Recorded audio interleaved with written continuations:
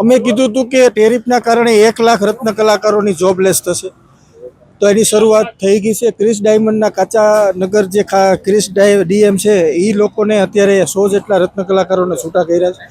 આ લોકોને મળવાપાત્ર જે લાભ હોય, પીએ, પીએસઆઈ, બોનસ, અક્રજા, ગ્રેજ્યુટી, છૂટા કર્યા બાદ એને નોટિસ પીરિયડનો પગાર પણ નથી આપ્યો અને ગેરકાયદેસર રીતે, ગેરબંધારણીય રીતે છૂટા કરી દીધા છે.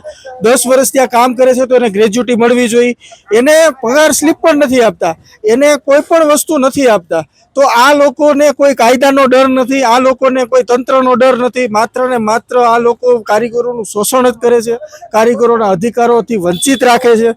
તો એક કારીગર પાસે અન્ય કારીગરો પાસેથી મને જાણવા મળ્યું કે 15,000 પગાર હોય તો 30,000 ખાતામાં નાખે. તો આ કેટલી ગંભીર બાબત છે. 15,000 પાછા રિફંડ આપે તો કેટલી ગંભીર બાબત છે.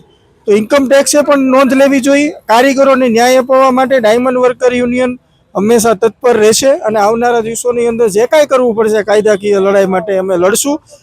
ફેક્ટરી ઇન્સ્પેક્ટર અને લેબર ડિપાર્ટમેન્ટે ખાસ ધ્યાન દેવું જોઈએ, જેથી કરી આ જે ટેરિફનો મામલો છે અને આવનારા દિવસોની અંદર આ કારીગરોને છૂટા ન થાય એ બાબતે નેગોશિએટ કરવું જોઈએ. જો આની અંદર સુધારો નહીં આવ્યો તો ગુજરાતની આર્થિક વ્યવસ્થા ઉપર ખૂબ મોટો પ્રહાર કહી શકાય.